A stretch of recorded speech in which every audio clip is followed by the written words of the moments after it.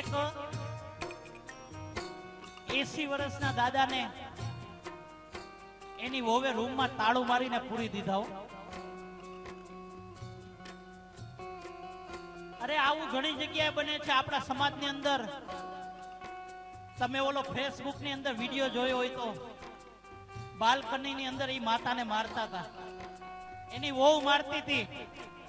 તમને ખ્યાલ હોય તો ઈ માતાને અમારા મધુબેન ખેની છે ને વૃદ્ધાશ્રમમાં એને આશરો આપવામાં આવ્યો છે. ક્યારેક તમને સમય મળે ને ત્યારે એના દર્શન કરવા આવજો. અરે ઈ માને એવા માર્યા છે ને માતાઓ, ઈ માં હજી ઊભા નથી થઈ શકતા. બોલો, ઈ માને એવા માર્યા છે ને વડીલો, ઈ માં હજી ઊભા નથી થઈ શકતા.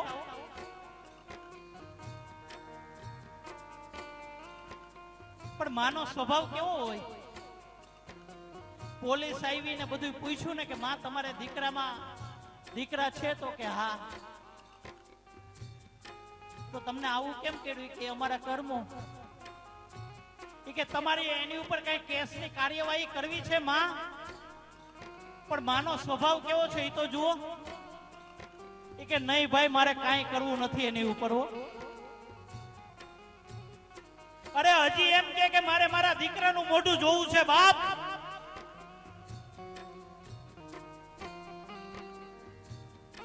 ઈ માને એટલી મારી હતી ને તોય હજી એની આશ્રમ ની અંદર એમ કે હજી મારા સંતાનનું મોઢું જોવું છે મારે બાપ. એને તમે પૂછો ને કે માં તમારી છેલ્લી ઈચ્છા શું છે માં? ત્યારે એમ કે ભાઈ મારી છેલ્લી ઈચ્છા એક જ છે કે મારે મારા દીકરાઓનું મોઢું જોવું છે.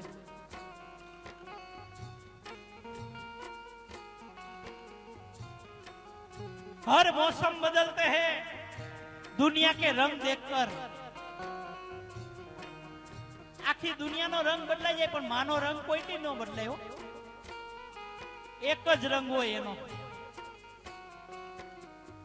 अरे दीकरो कामे थी मोड़ो आवे ने तो बिचारी राह जोती होय के हजी मारो संतान केम नहीं आव्यो होय, हजी मारो दीकरो केम नहीं आव्यो होय. દીકરાની ધર્મ પત્ની એના છોકરા એ તો બધા ખાઈ પીને એના બેડરૂમ માં વયા ગયા હોય. માં પોતે નો જમે કે હજી મારો દીકરો નથી આવ્યો. દીકરો આવે ને પછી જમવા બેસે. દીકરો એમ કે માં તારે મારી રાહ ન જોવી માં, કારણ કે મારે ધંધામાં મોડું થાય ને માં, તારે મારી રાહ ન જોવી. ત્યારે માં હું કે ખબર માતા હું કે દીકરા મને તારા વગર જમવાનું નથી ભાવતું. આ માનું પાત્ર છે. હર મોસમ બદલતે હૈ દુનિયા કે રંગ देखकर. हर मौसम बदलते हैं दुनिया के रंग देखकर, लेकिन मां नहीं बदलती बेटे की हालत देखकर. દીકરા ને ગમે એવી હાલત થઈ ગઈ હોય ને, માં કોઈથી પોતાનો રંગ ન બદલ્યો. એક 80 વર્ષના દાદાને એની વહુએ પૂરી દીધા કે દાદા તમારે બારું ન નીકળવું.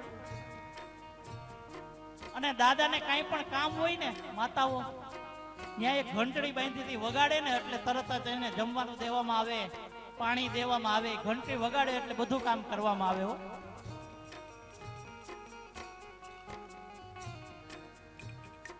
પણ એક દી ના સમયે એનો દીકરો એ ઘંટી છોડી લીધી રમતો હતો. એટલે એના પપ્પાએ જોયું કે તું આ ઘંટડી ક્યાંથી લઈ આવ્યો દીકરા? બેટા તું આ ઘંટડી ક્યાંથી લઈ આવ્યો? કે પપ્પા દાદાની રૂમમાં બાંધી હતી ને એ મેં ઘંટડી છોડી લીધી નું વગાડવી છે મારે. ઈ કે પણ દીકરા દાદાને કઈક જોતું હશે તો ઈ કેમ કહે?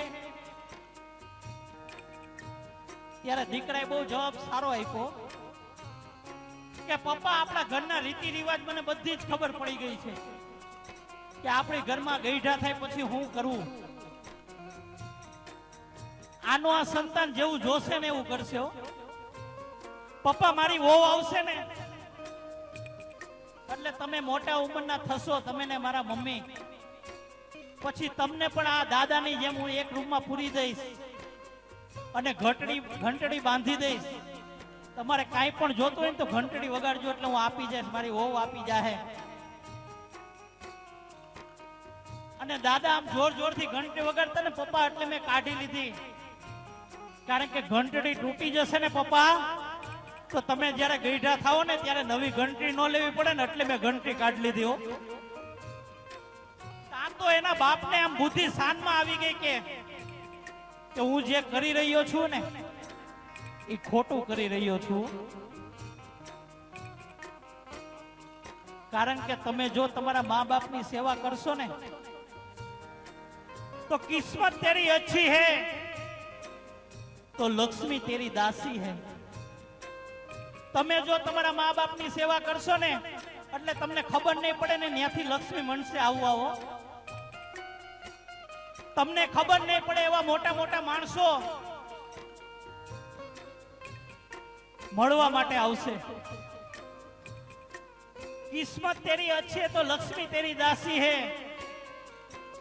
कर ले माँ बाप की सेवा, घर में मथुरा और काशी है बाप. बाकी રૂપિયા હોય ને બધું મળી જાય નહીં. આ રૂપિયાથી બધું ન મળે.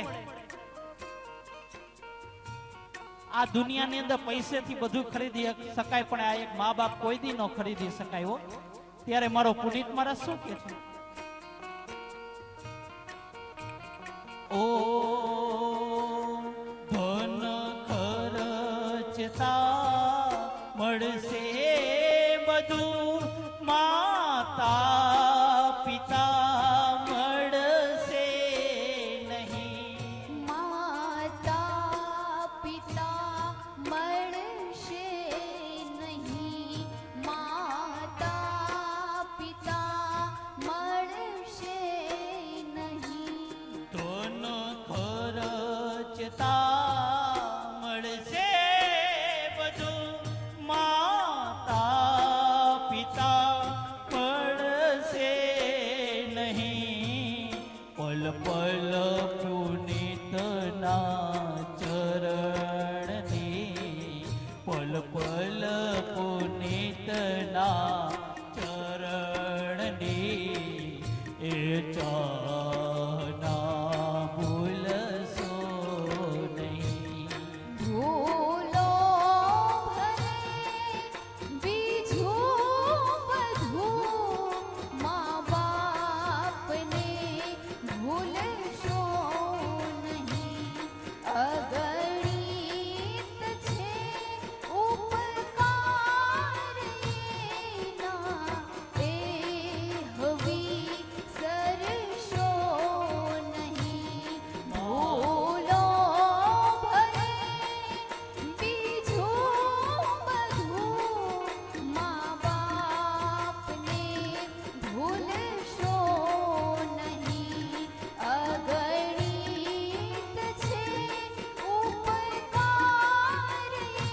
એના, તે હવી સરશો નહીં. મા બાપને ભૂલશો નહીં. મા બાપને ભૂલશો નહીં. એને આ દુનિયાના દર્શન કરાવ્યા ને એ પણ એવા આપણા મા બાપને બે હાથ ઊંચા કરીને આપણે જય ઘોષ કરી લઈએ. ત્યારે બોલીએ अपने अपने मात पिता की, સદગુરુ ભગવાન કી. પણ 15-20 મિનિટનો મને ટાઈમ આપજો.